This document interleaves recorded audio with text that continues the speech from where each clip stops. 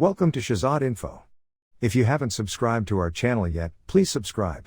Also, click the bell icon next to it so that notifications of each new video keep coming. Thank you.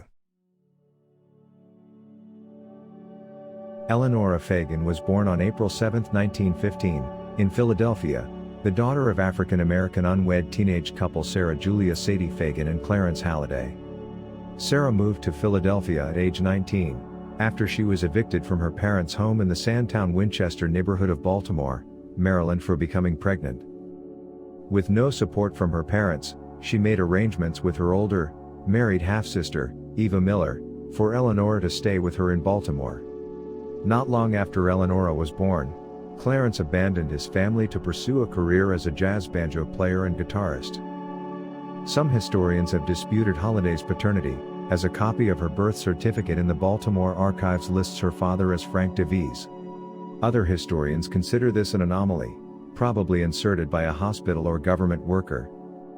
DeVries lived in Philadelphia, and Sadie Harris may have known him through her work.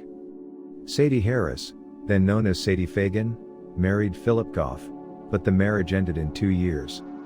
Eleanora grew up in Baltimore and had a very difficult childhood. Her mother often took what were then known as transportation jobs, serving on passenger railroads.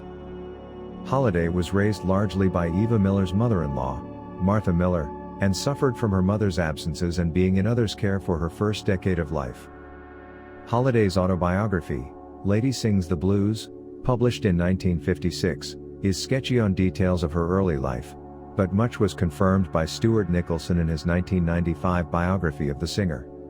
After attending kindergarten at St. Francis Academy, she frequently skipped school, and her truancy resulted in her being brought before the juvenile court on January 5, 1925, when she was 9 years old. She was sent to the House of the Good Shepherd, a Catholic reform school, where she was baptized on March 19, 1925. After 9 months in care, she was paroled on October 3, 1925, to her mother. Sadie had opened a restaurant, the East Side Grill, and mother and daughter worked long hours there. She dropped out of school at age 11. Jazz legend Billie Holiday poured her heart into each song, making each one her own with her distinct style.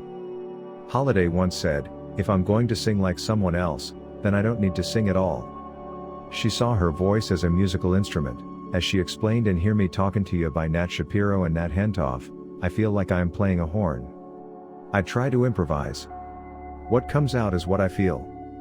Not only did she mesmerize us with her voice, but Holiday also lived a fascinating life filled with tremendous ups and downs.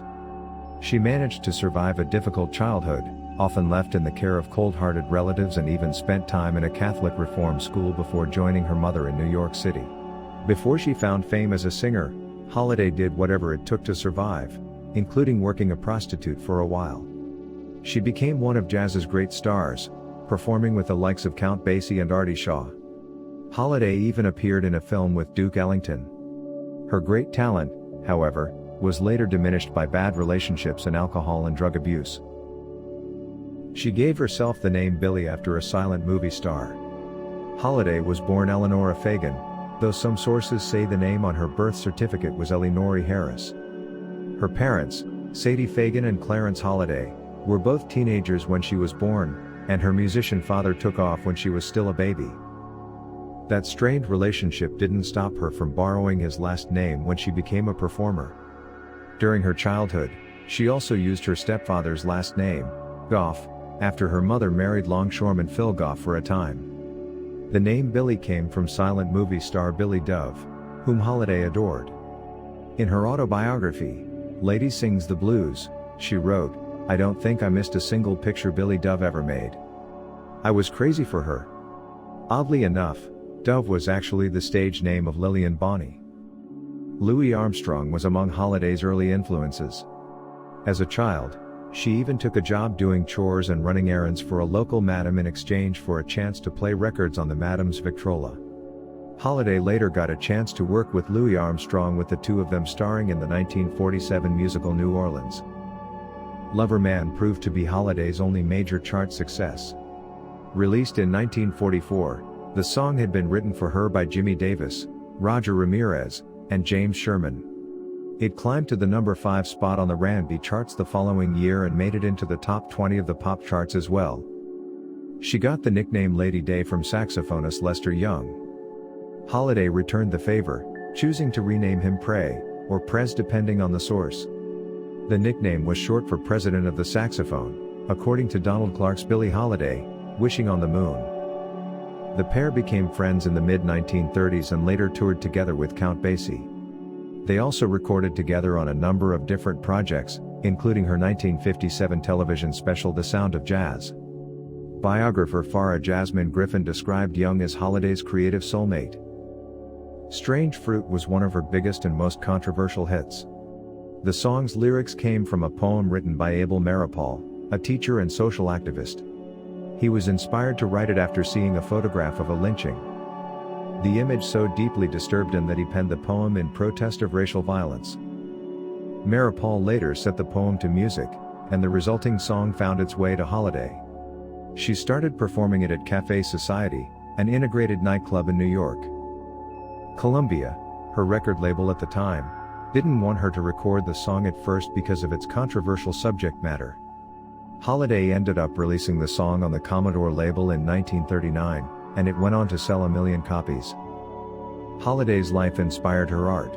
She wrote the lyrics for her much-beloved work God Bless the Child after a fight with her mother about money, according to Holiday's autobiography. Holiday worked with Arthur Herzog Jr. on this tune and several others, including Don't Explain.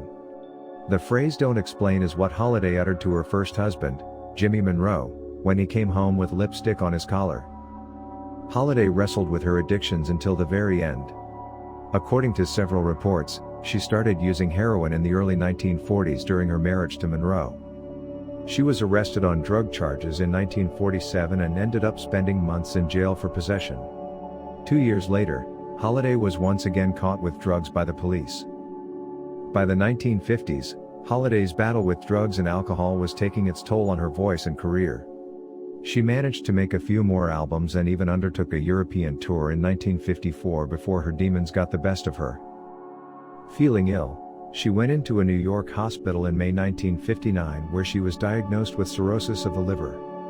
Holiday still couldn't manage to part ways with her heroin habit, despite her poor physical condition. She was busted by the police in her hospital room for drug possession that June. Holiday never stood trial for the charges, however. She died on July 17, 1959, at the age of 44.